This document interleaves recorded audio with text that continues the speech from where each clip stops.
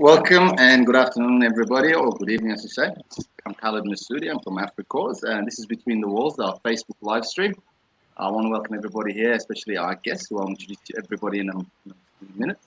My name is Khalid Masudi. I'm the youth leader for the Western Suburbs for Africause, and we're a non-profit organisation. Today, we're hosting this program called Between Two Walls. My co-host is Shane Williams from YSAS, and I'll let Shane introduce himself. Okay. Thank you, Kay. Nice to be here, guys. My name is Shane Williams. I'm a team leader from YSAS that supports young people across the Western Suburbs. So pleasure to be here, Khalid. Thank you, Shane. Thank you, Shane. And we have also AD, what we like to call AD. I don't know what. AD, can you please introduce yourself? Can you tell our viewers who you are, where you're from, and what do you do? Yeah, my name is Adungwut, also known as AD by a lot of people around here. My background, I guess, is South Sudanese, and I do a lot of work in the community development space, working with young people, with vulnerable communities, with African mothers, and just trying to help any way I can, really. Thank you, AD. We'll then also introduce Martha. Martha, welcome on board. Can you please introduce yourself to us, Martha? Hi guys, my name is Martha. I just have a podcast and I'm trying to make my way into working in the communities. I'm South Sudanese. Yeah. Thank you, welcome, Martha. What suburb are you from, Martha? Sorry, suburb? What side of Melbourne are you from, yeah? Oh, I'm from Narre. Well, I'm currently in Narre. Narre represented today. Then next we have Dwal. Dwal, can you introduce yourself? Hello, everyone. My name is Dwal. I'm in Wyndhamville, in Wyndham. I'm a youth worker. I'm working in YSAS as a youth worker. So that's where I'm currently working in. Thank you.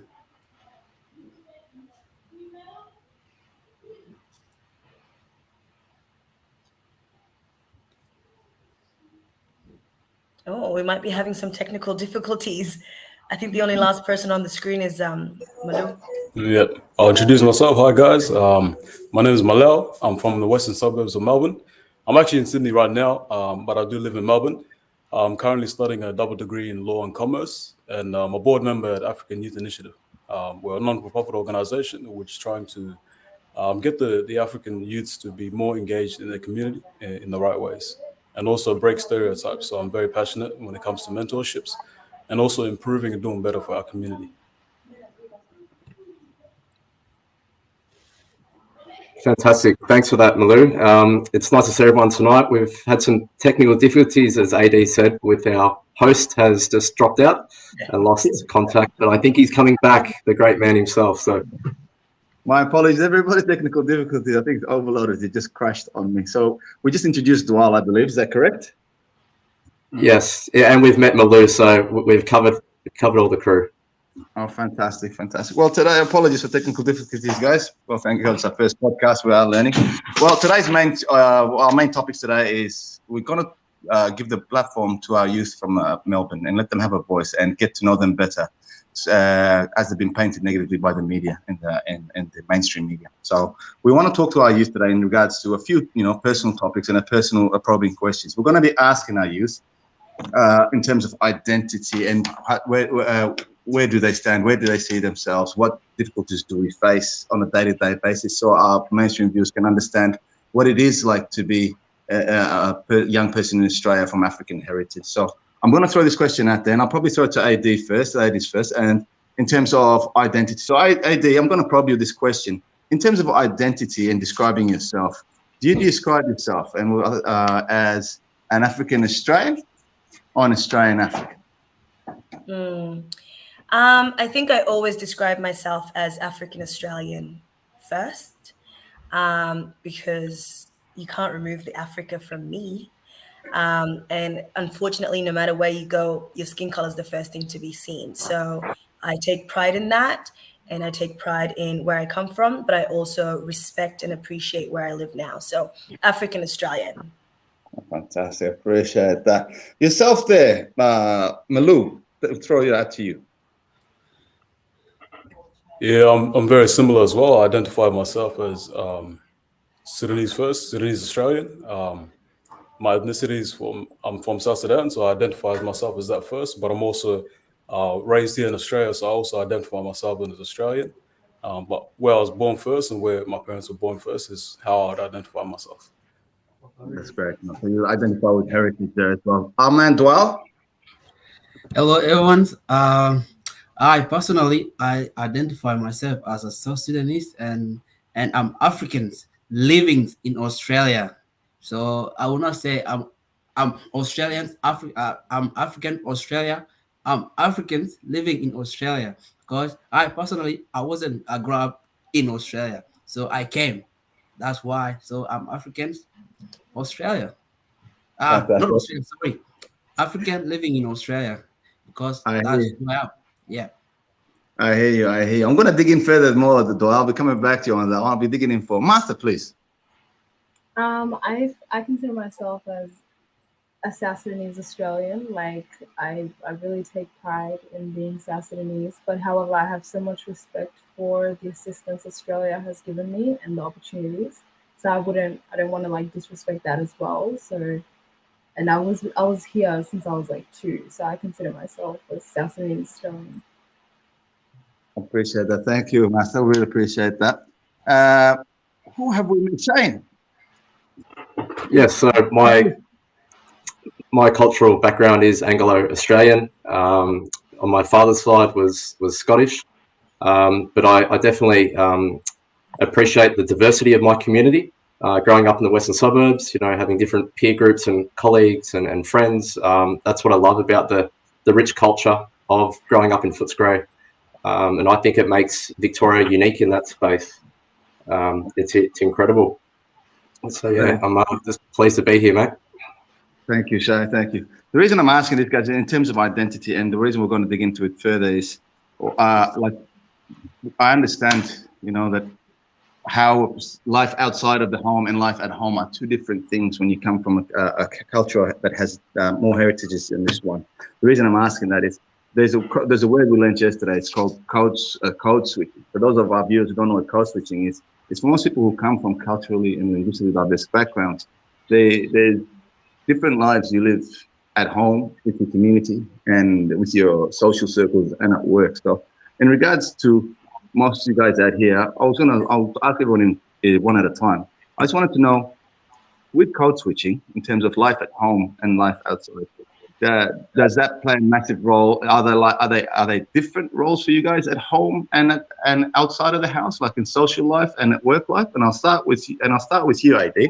Like, do you feel like you're a different person at home, or you have different characteristics at home as opposed to when you're in the mainstream? I tell everyone I have like 500 different personalities, right? And you just gotta kind of adapt to whatever situation you're in. So short answer is yes, I'm definitely different, you know, around my parents, as opposed to around my friends, as opposed to around my work colleagues. And I think after a while, it just becomes second nature. But when you sit down and reflect on it, it's kind of exhausting having to change yourself, change your language, change the way you behave, change even your tone of voice to kind of accommodate to wherever you are, instead of just being this one person that walks through life as one person. So I don't know if this whole chameleon situation was something that I learned or whether it was just something I always had in me, because it's literally just become second nature now. I just switch it up whenever I need to. Wow. So AD switches it up. Yourself, Martha? Yeah, I completely agree with what she said. Like, there's no way that work would allow for me to act the way that I do at home. You know what I mean?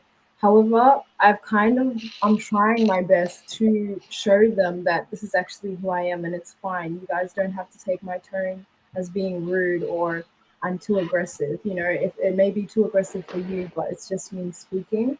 I don't know if they are intimidated by the way that I come off.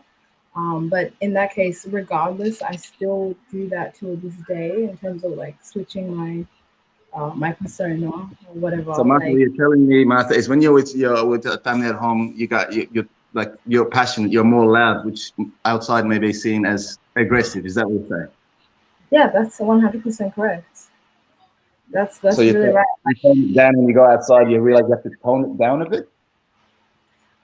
I do realize that I do, but I don't, because that's me giving them power. So I try my best to keep my power. And if they still feel that way, it has nothing to do with me. Like, that's something that obviously they need to work on. So I'm just trying my best to kind of be that example of showing, like, it's fine for us to be the way we are. Just because somebody else is timid doesn't mean that I also need to match their energy. Like, I'm me and you're you. So. Yes. Girl power in I'm the sorry, I house. felt that. That was awesome. That was really good, awesome response. Thank you very much for that. Well, by the way, just before we continue with the questions, we also have Aban Fadela from Dan. Is it Dan Denong? Is it correct, Aban? Are we correct there? Welcome aboard, mate. We've got the Southeast represented here as well. Aban, can you quickly just introduce yourself to our viewers and just tell them who you are, where you're from, and what is it that you do? Hey, Southeast, man. Southeast. Let me correct you. Tell us, Aban. Aban, can you introduce yourself to our guests? So What is my it that name you is do for a Aban. living? I'm from Southeast, aka Daddy on the trash of Southeast. We got to be open, man. You can't say something and then ignore it. So my name is Aban James Fadela. Aban James Fadela from Southeast. Basically, I'm a youth worker like everybody else here, and I think that's what it is. I really had to look at the name today and understood what the topic was. Between two worlds, walls. And that made me think. Okay, well, I live in a box. I got 4 walls, to be honest. But you know what? Between two walls, it catch my idea. So what I do in Southeast here, basically, I am an entrepreneur. I like to be entrepreneurialistic, if that's the word we can use right now. And what that is basically is like I have my hands in every pie because my identity is justified by how I represent myself, and how I represent myself is really important that people understand that it is currently happening. I'm currently experiencing it, and I want to be vibrant. I want to show my experience through the eyes of the youth rather than myself all the time, because it's important to just understand who you are, and it's important to understand where you come from. So, Aban James Fadala, we're going to keep it short. In terms of education, yes, I am in a university still. I work at an education facility, so it's very rewarding to me personally, and I want to keep it short there. Thank you, Khalid.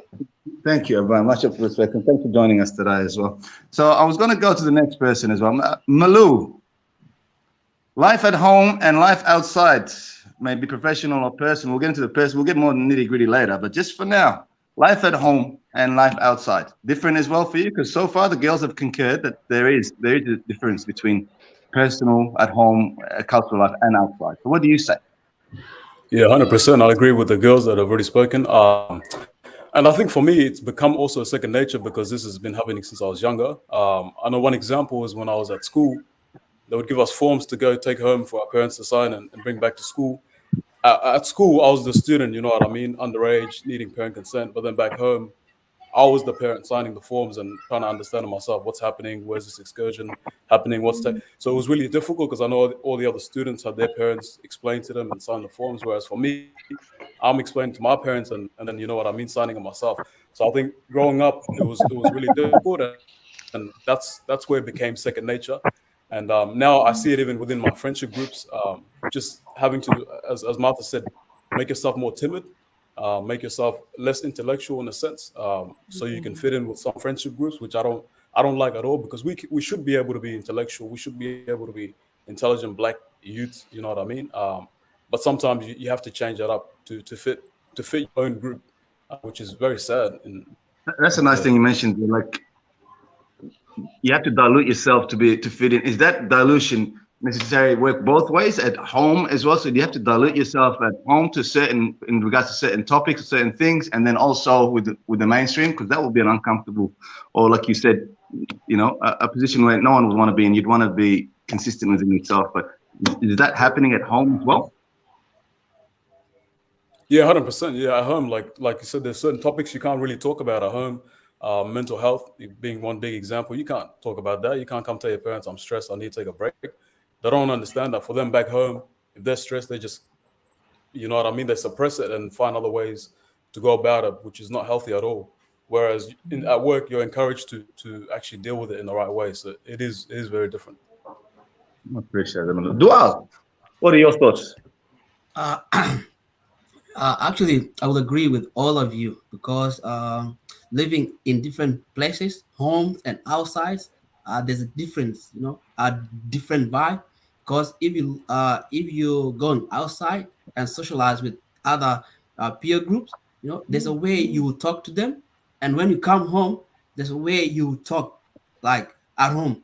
Let's say, for example, where I'm living in, you can't actually swear at home, but when you're going out and you socialize with those peer group that swear a lot, definitely, and you sit there, you try to fit in, so you say something too, like you swear like a little bit, but not that too, not that too deep, in order to fit in into that conversations. But if I don't swear and I'll just shut up and try to be like smart and try to be good, try to be like, let me try to be a good guy in this conversation.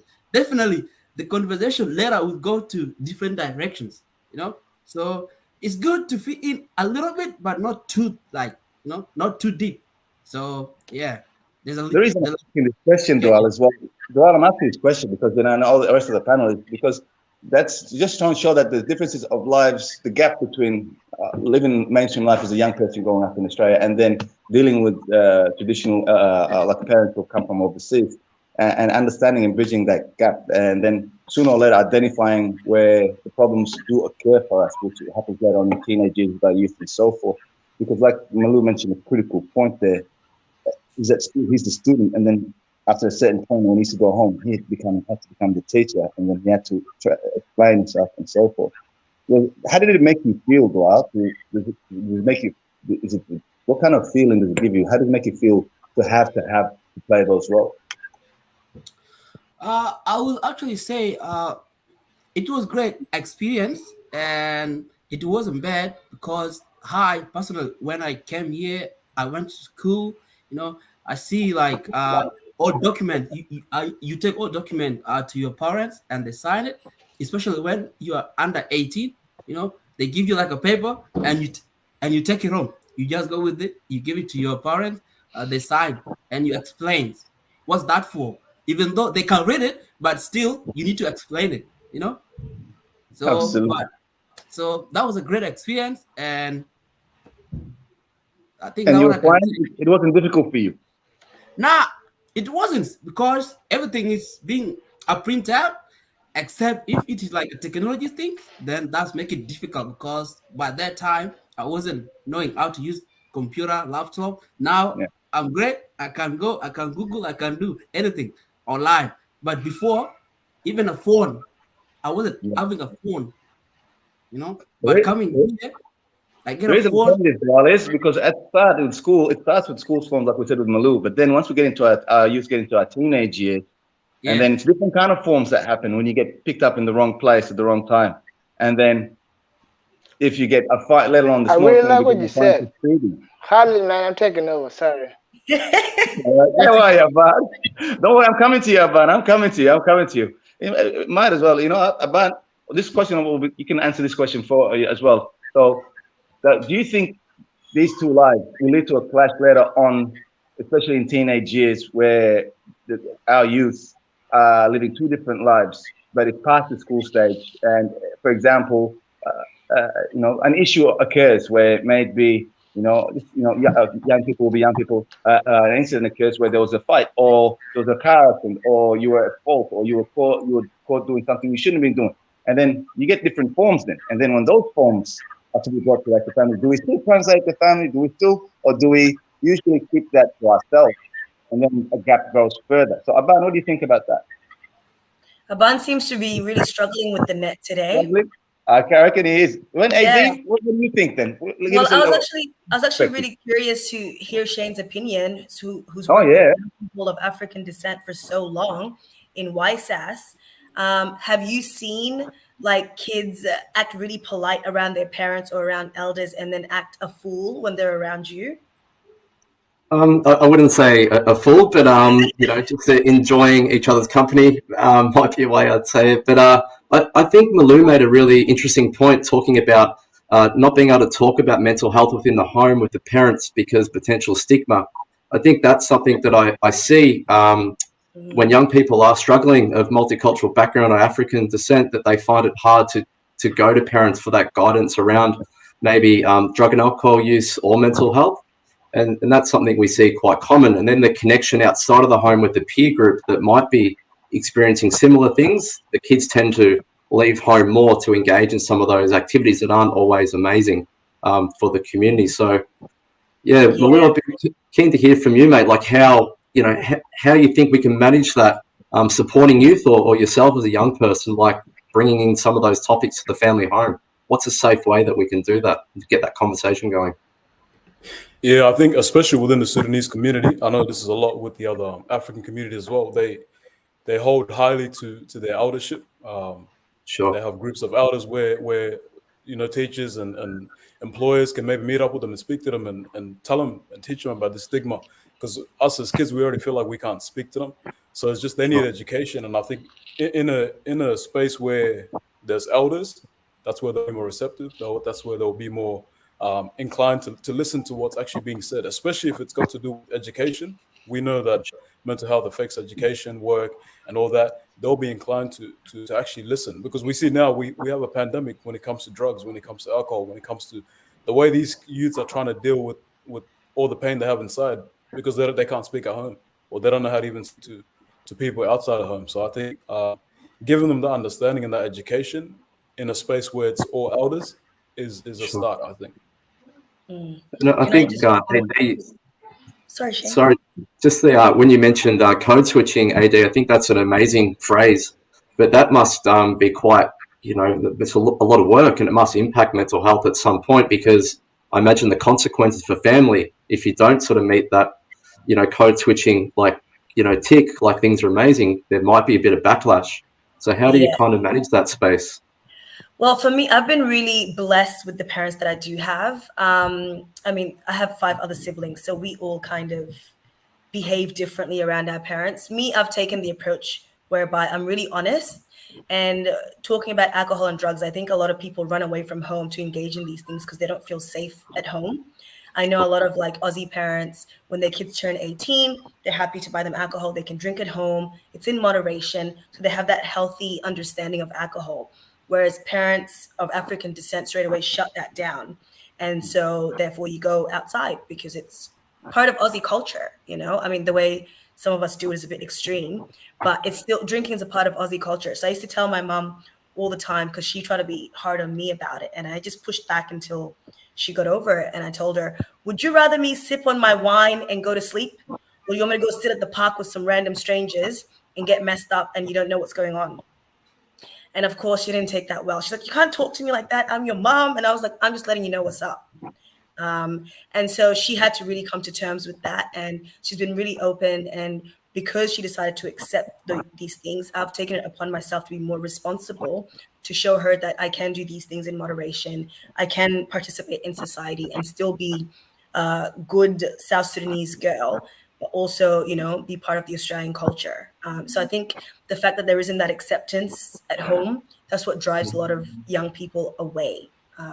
And a lot of parents do want to talk to their kids, but it's really hard because kids don't trust their parents. Their parents don't react very positively most of the time. But I think just keep pushing and eventually they will get it if you talk to them enough. You know what? My hats off to you, AD, for the courage, because not only an African person, but as a girl, as a female, to have the courage to talk to your parents that. It's something a lot of mainstream Australians don't. I need to understand that most African parents are printed in that sense, and also for you to have that courage to bring it up, to break the ice, and to have that discussion, and then actually to bridge that gap further from the cultural side of things as well. Because we grow up here, and you grow up here, and you do want to have your drink, but then if you're uncomfortable about it at home, it could lead to other things. So this is awesome dialogue, and hats off to the courage. And to the guys here, like Dwal, what is your say on this?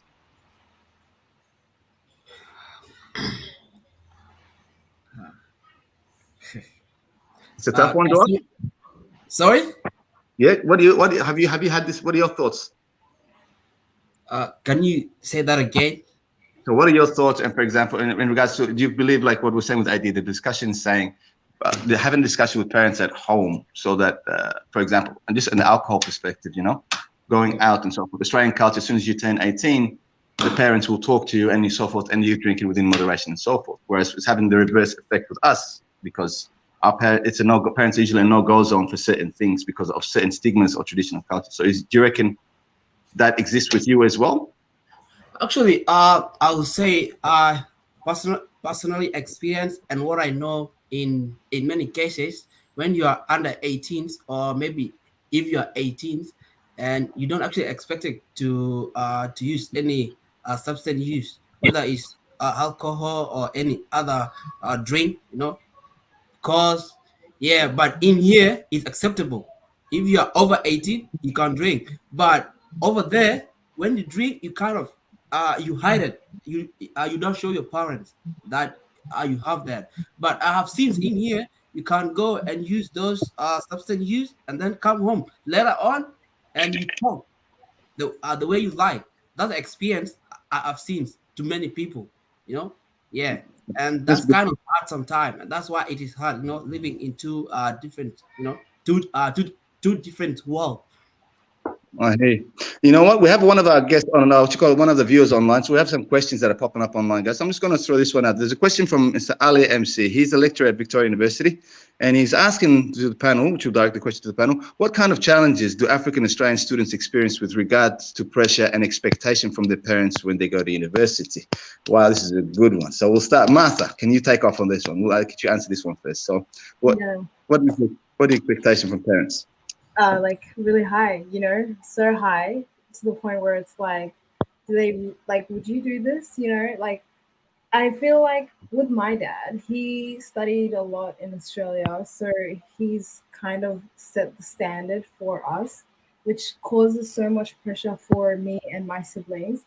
I'm at a stage where it's like, I'm okay with it and I know what I'm doing. So like, I like to study all this, but in terms of my siblings, the comparison is really strong, and that's where the pressure really grows, and that's where the resentment also grows between siblings in terms of parents wanting us to study. Like, let's say they see me studying, like, because I'm about to go to school and study again, they use that against my siblings. So it's like, it's just a lot of pressure for me as well. Sometimes I feel like I need to dim my light based off of the expectations they have for us. And like, everyone's different, and that's something that they're slowly understanding. But at the end of the day, they still will have a really high expectation because of where they came from, and like they're also trying to change the narrative as well. So I do appreciate the expectation they have for us, so then we can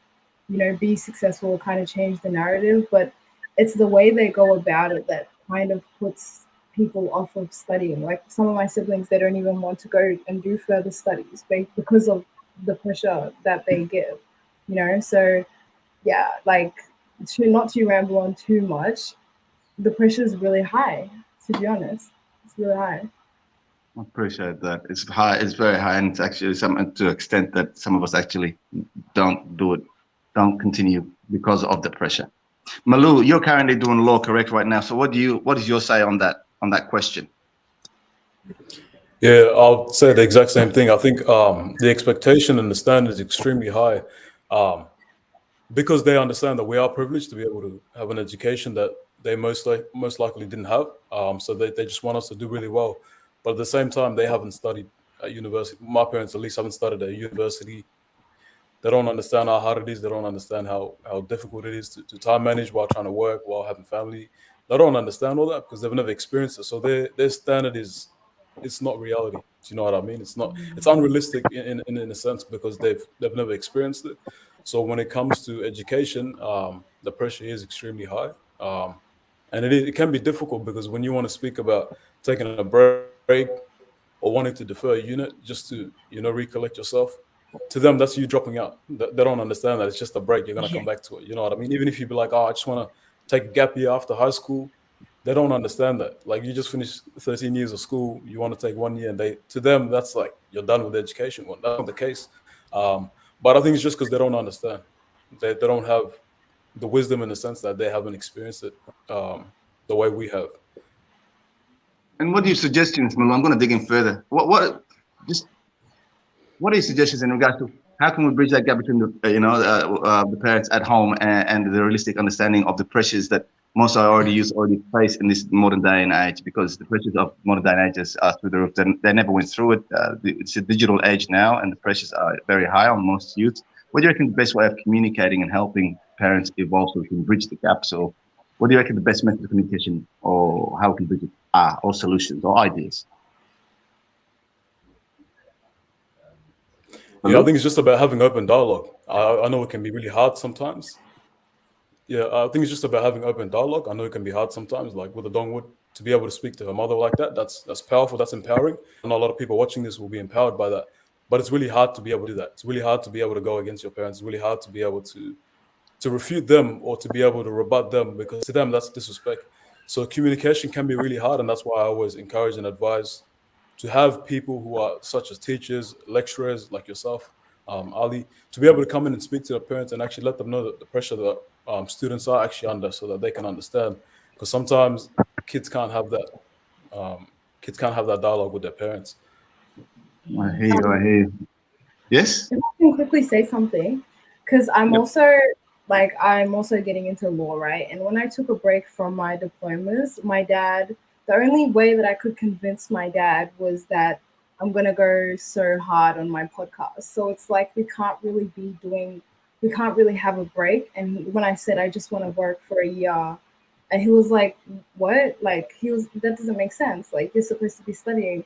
I'm like, it just really doesn't make sense sometimes, like, and I had to convince him through me doing my podcast and like doing other things that I'm not just going to be like blazing around in their eyes. Like, they think it's just like they really got evil eye if I'm trying to take a break. So, I wish that I could have just like said something other than saying that I'm going to be doing something else, because then you see that's just more pressure. Like, I feel like I need to tell him, oh no, I'm not going to be doing nothing. But it's like they don't understand. We actually need a break, for real.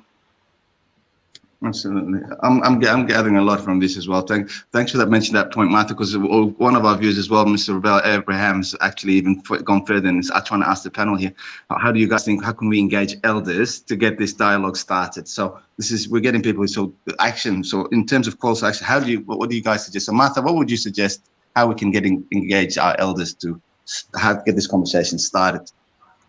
You like we said, you just have to be honest. I started to do that with my parents in terms of explaining what mental health is, and like now that my siblings are like in year 7 and stuff, they're understanding that bullying has an impact on mental health.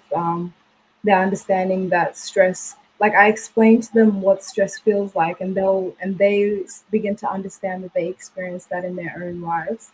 So I try and break it down in terms of, if this was to be you, try to put them in my shoes, like really try to put them in my shoes so they could see, okay, like maybe she does need a break. And then from there, they kind of go quiet when I am completely honest in regards to saying the way that I feel. We just have to be honest with our emotions with them. Even if they don't understand, or if they do get angry, there will come a time where they will reflect on what you just said. Because if they're your parents, at the end of the day, or elders in the community, at the end of the day, they still have some sort of, they have a good heart, hopefully. So they will realize in terms of what you're saying, okay, they may be going through a hard time, and then that in that manner, then they will begin to do things. It does take a lot of time and a lot of repeating yourself, but that's just kind of what you have to do for them to understand. So persistence is one of the key things you're mentioning there. Persistence is a very important thing. Persistence, persistence. AD, what is your thoughts on how we can engage elders to get this conversation started? What are the other ways as well? Can you think? Well, since my time in Melbourne, I've been here just under 3 years, and I've worked with a specific group called the South Sudanese Mothers Coalition, which is a group of amazing mothers who are actually doing the work, who have said out loud that we want to understand our children. We want them to be able to come to us. You know, we're not bad people and we're not going to turn you away. And a lot of them have had those experiences where their kids are wrapped up with justice system or down the AOD route and things like that because they didn't feel comfortable. And a lot of the mothers have started to actually reflect and say that I wasn't the best at communicating or listening to my child back in the day. And I've realized my mistake, but now I'm here to listen. So I think hope is not lost. We just need to keep having those conversations. And also just network with other mothers and bring them all together in one group. Sometimes it's a lot harder to speak to your own parents personally, but talking to a group of other parents is a bit easier in expressing yourself. And I found that a lot of young people have been able to express themselves in those kinds of crowds as opposed to going home and talking to their specific parents. And then those mothers or those elders then will reach out to those parents and invite them to these things. Or you can invite your own parents to these things and then to get them to hear other perspectives that might not necessarily come from you. Because it is terrifying speaking to your parents about deep things like that. But sometimes just having a big group setting where people are open and willing to listen makes it a lot easier. And if your parent kicks off, there are other mothers around to like settle them down, you know? So it's always good to go in numbers, I always say. It's a safer environment, I believe. That's it. That's it. So you reckon like group settings or group workshops where, because I'm hearing the gist here, I'm listening, and you're absolutely right. A lot of our parents are stuck in their old ways of the past. They absolutely mean the best for their kids. Every parent usually naturally wishes the best for their child. But as Martha said as well, it's the way they go about it sometimes might be wrong as well. It might be that might be a difference. Maybe also our parents at home need to learn how to evolve in terms of, you know, when they need to stop being a parent and actually be your friend, or when they can start listening to you. So maybe from a young age, we can start listening to our youths with the smaller things. Maybe when it gets to the bigger things, maybe that could be, we're able to talk to them then. So I feel like our parents are a lot less strict on the younger kids. Like my baby sister, the last born, was born in Australia, and she is a total princess. Like she can do whatever she wants and nothing happens. Whereas we used to get severely punished, me and the older siblings, whenever we stepped out of line. So I guess they are progressing. Unfortunately, my generation missed out on all that, softness and love, but it's okay. I'm happy for the younger ones, I guess. That's very brilliant. Malu, your thoughts, I really thank you. That's really awesome. Group settings, I reckon we're going to be actioning this on the next one as well. So Malu, ideas on your thoughts on how we can engage our elders so we can bridge the gap between our elders and our youth who are living these school lives. Yeah, I agree with the Dongwood. I think there are some parents who are very progressive now. So I think if you can't speak to your parents, I encourage you to go speak to your auntie or uncle who may actually understand, who may be able to give you that support, be able to give you that counseling that your parents maybe can't, and hopefully and eventually they'll be able to speak to your parents so that they can receive this understanding. Because I know in my case, my uncle, he studied law, he has a law degree, and I speak to him a lot about law and about what I'm going through and how I'm going. And I know he speaks to my father a lot about it. And over the years, I've seen my father be more supportive and be more understanding and even more proud knowing that I'm going through all this, yet I'm still achieving and I'm still doing well. So I think it's just sometimes actually reaching out. If you can't reach out to your parents, you also have other people in the community, uncles, aunties. If you go to church, maybe people at the church services. But there are people out there who you can speak to. It's not always just your parents, because eventually someone will speak to them and they'll be able to come to that understanding. So I think even the group setting is an amazing idea. I'm for that 100% too. Well, looks like we might be actually trying to action that on. Again, Mr. Aliam says he teaches law, and it would be great to talk about how they can support our students on this podcast, outside of the podcast as well. So, Mr. Aliam, if you're on the line there with us as well, please send us a message to Africause, and then we'll connect you with our students who are our podcast members here who are doing law. There's also a few others who are supposed to be on the podcast today but couldn't join us and are still studying law. We have some lovely young ladies like Sabul who's studying law as well, and we'll definitely chat to you outside the space. Now, going back to you, Shane, what are your thoughts on the conversation so far in regards to how we can engage elders here? So if someone who's grown up in Australia. Yeah, I think creating forums for discussion, open, transparency, where nothing is off the table. I think that's a way to kind of understand the issues that youth are facing. I want to second what AD said. The South Sudanese Mothers Coalition are amazing women that do great work in Melbourne, and it's good to know that they're out there, and they're providing warm meals for families and someone to listen and get kids home safely. And I just recall, Malou talking about the pressures of studying and law and his own journey. What are some sort of self-care strategies that you use personally, Malou, to kind of manage those between those two walls, if you will, and also the pressures of, you've been studying recently, your exams at the moment. So how do you manage yourself in the community? So what are some strategies, I guess, you can suggest for our kids out there? Yeah, well, I have a really good environment. I think your environment is very important. Where you study, who you study with, having people to be able to study with as well is very important. I have a lot of friends at uni as well that we have study groups. I think that's helped me a lot. Regarding stress and how to handle that, just being transparent. I think that's one big thing. I think a lot of kids aren't really transparent with their parents because of fear.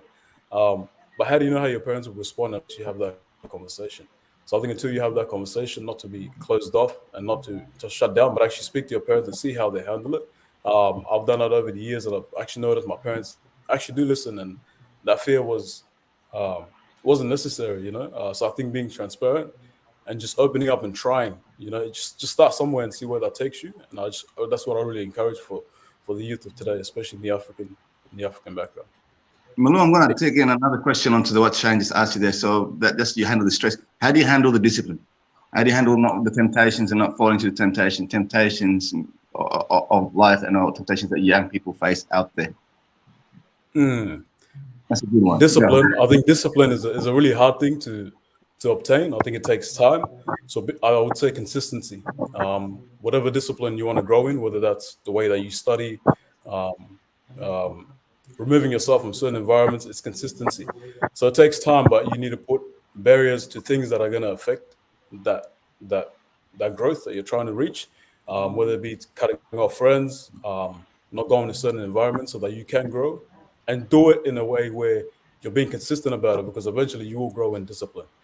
I think discipline is very hard, like I said, to obtain, but being consistent is very important. So I would suggest consistency, and whatever it is you're trying to work towards, just be consistent on that and focus on that wholeheartedly. I appreciate that, Manu. Martha, can you give us an African girl's perspective on how you manage to be able to study and do your podcast and manage the family stresses as well as the pressures that we face outside?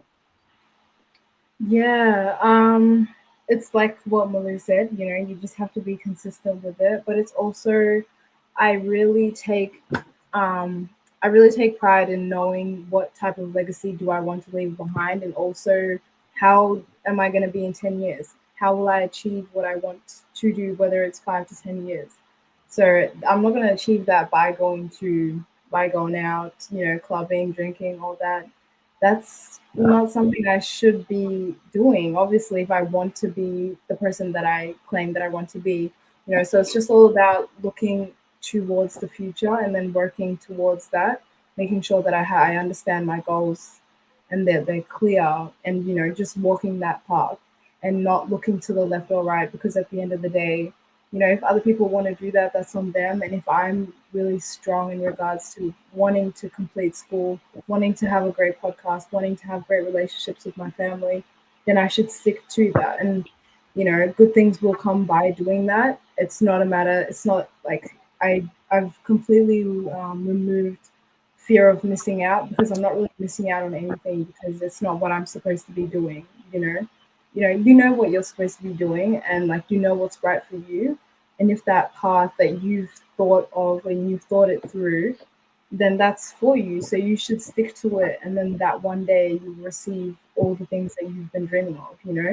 So that's just what I think. It's a matter of just looking ahead and making sure that you understand your goals, and then just walking that path. It sounds so simple, but you can't really complicate those type of things. You honestly just have to do the work. You just have to do Is there sacrifice involved? Did you have to sacrifice anything? Did you have to sacrifice? Yeah. Did you have to make sacrifices? Yeah. Can you share with us what sacrifice is? Like I've sacrificed friends, I've sacrificed events, I've sacrificed like so much. I've sacrificed trends that I felt like that people thought that I should be on.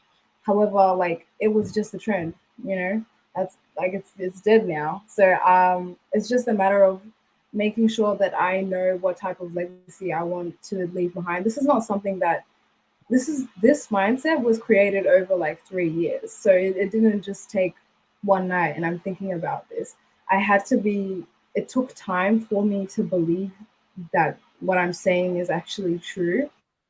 And it took a lot of like late nights in terms of studying what I want, you know, and the mindset that I need to have in order to create the life that I want to have. So yeah, I've sacrificed so much stuff that people think I'm crazy by sacrificing all this stuff. However, you know, we'll see what happens and where I am in 10 years. That's really what I'm focusing on in regards to like, it's just all about like leaving the right legacy for my kids. And I'm also thinking, what about my kids? How do I want them to pursue? How do I want to tell my kids what I was doing in my 20s? You know? So yeah, it's just like things like that. Just putting those type of things into perspective. I appreciate that. Thank you, Martha. AD, I'm going to come to you as well right now. I'm going to dig in further because now, this is the reason this whole been brought up. So we're realizing different gaps between the home and their life outside, and we're realizing we everything in order to start, you need to clean up your own homes in order to be able to lay your own foundation. So in order to engage our parents further and start the conversation with our parents and engage in group settings, as we've mentioned, and so forth, do you see it happening within this 1 or 2 generations that we will, like, AD will be the same person at home that she is outside, that she is everywhere, or will we? How long do you reckon this will take, this code switching, before we don't need to switch codes when this is home and then your parents can understand? And how long do you reckon this is going to happen?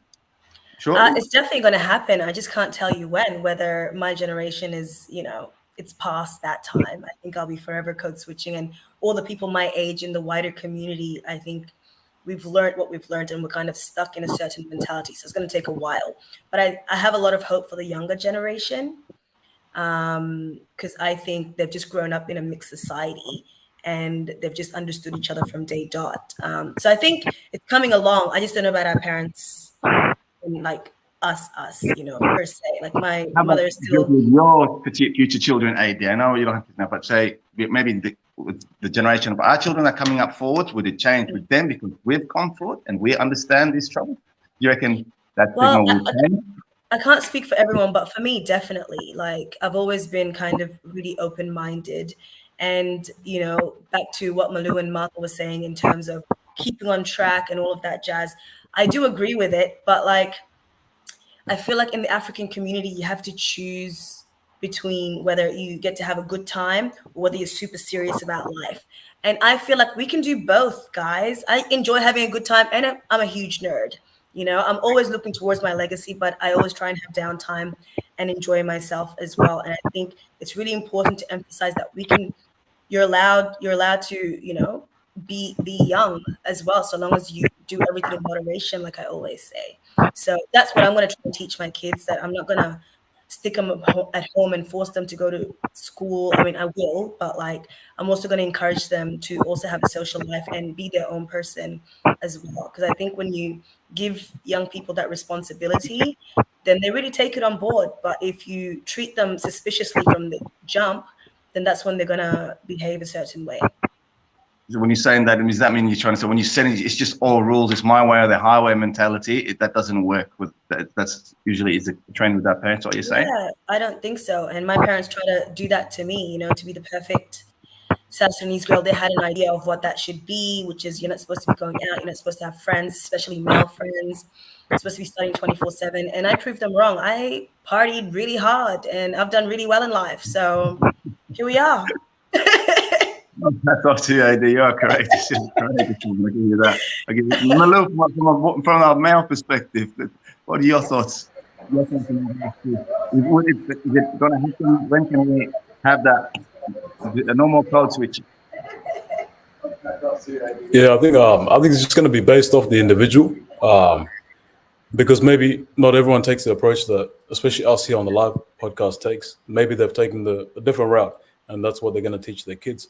And I mean like the route of drugs and alcohol and things like that. So I think it just depends on the individual. I would hope that they will teach them the right way and the way that Martha and Adungwood suggested. But I think it just depends on the individual. And I think that's why it's very important to be able to have these open dialogues that we are having now, so that people have an understanding of what way they should go, of how they should handle the situation, what's the best way to handle the situation. But yeah, it's just gonna come down to the individual. And to just what Dongwu was saying, I agree, but I also think it just depends on the environment. It's very hard to do things in moderation if you're in an environment they don't understand moderation.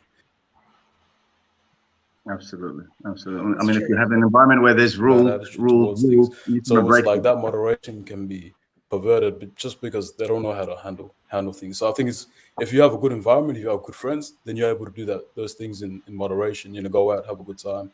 So it just depends on your friend group. If you have a friend group who do this every single day, then I don't know. I think eventually that would be a downfall, and that's what I think. Yeah. Yes, it's very important to have a good friend. Very important to have a positive environment. Positive social circle, positive environment. Well, so transparency, I'm picking up transparency, communication, dialogue, engagement, and that's the first major step, is a key step in terms of easing some of the pressures for being young and black in Australia, and Melbourne in particular, because the last thing you want to do is go outside and face, the stresses of being stereotyped, of having to fight 10 times as hard for a role that everyone else has had to do less than you for the bullying that is now digital 24/7. Back in the days, you might get bullied at school, but it won't come at home. Now with social media, it's 24/7. So parents need to understand that is also going on. And then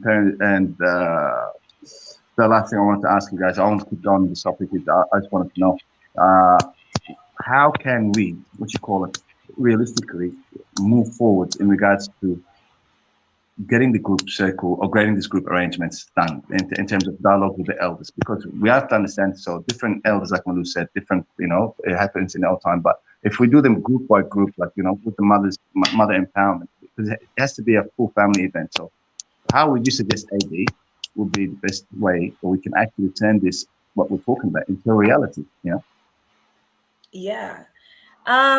I think create an event that doesn't feel really clinical, like, oh, you're coming here to talk about these serious things. Maybe have a barbecue or some sort of fun event where you invite families and parents, and then have people, experts or young people who are, I don't know, who know what they're talking about, whether it's in terms of mental health or education or whatever it is, be there to greet the parents and speak to the parents and things like that.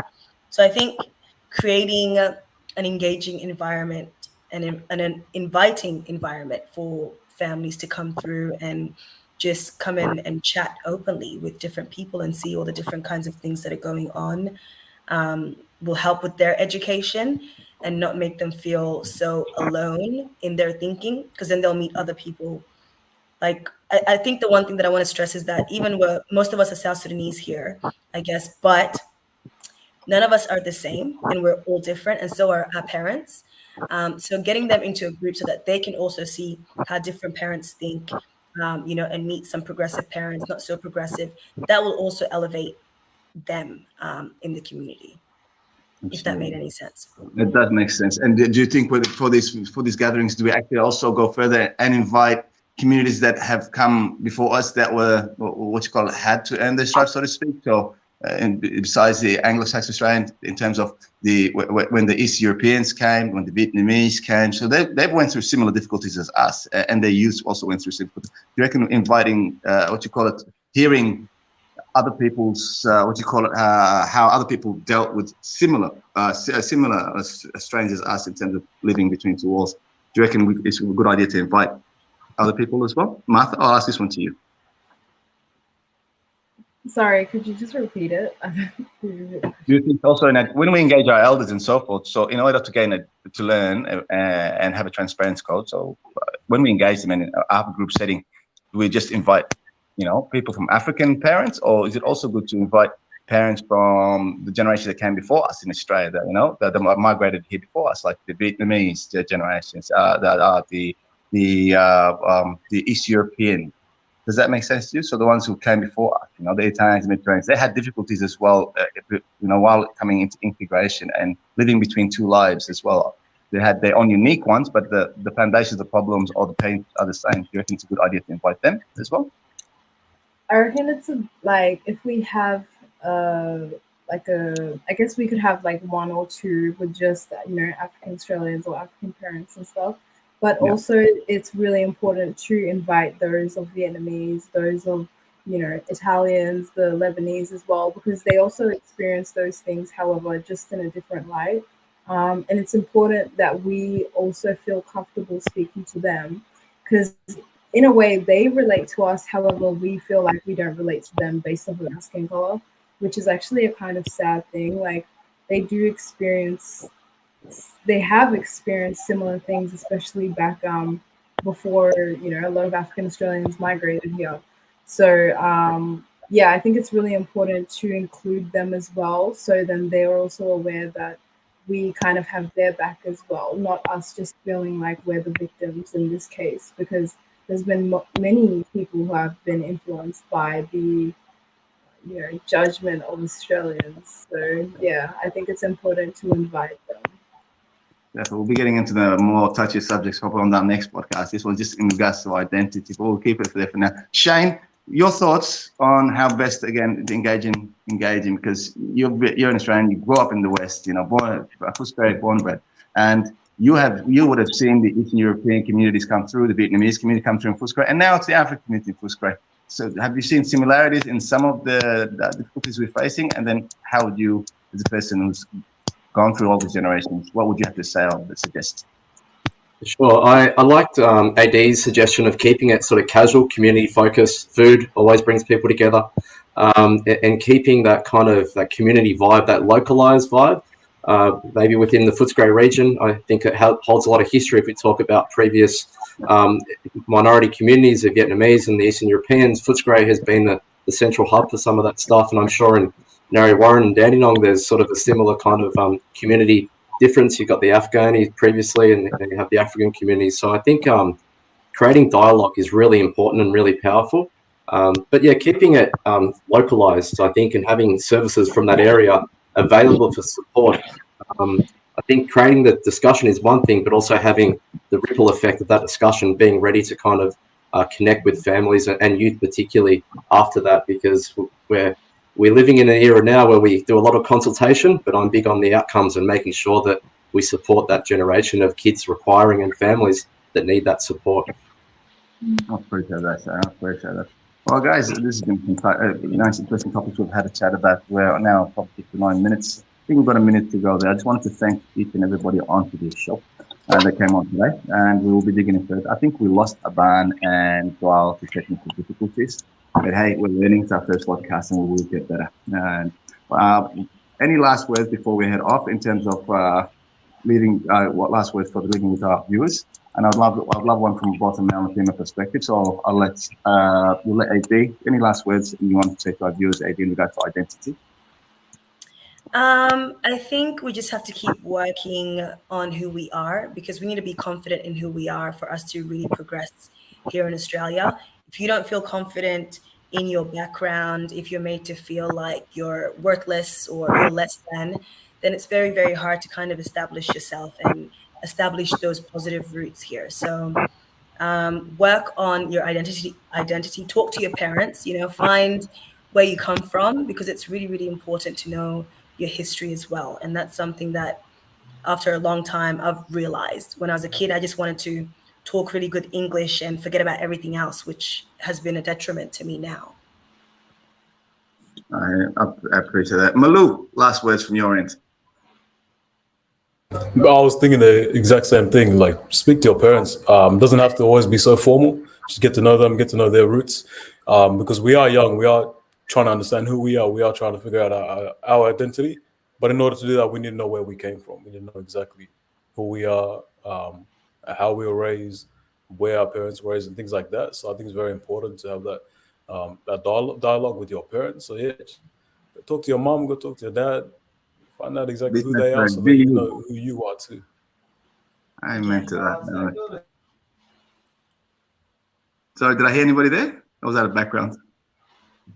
Other than that, I want to say thank you very much to all our guests. I want to say thank you to Martha. Thank you to Adi. You've been absolutely fantastic. Thank you to Malu and to Alban and Dual. I accidentally just had to cut off. Shane, look forward to hosting the next one with you. We'll be getting into more touchier subjects. Everybody here, thank you so much. I appreciate your time. Hopefully you guys have a lovely night. And thanks, guys. Bye-bye. Thank you. Cheers, thank you very much.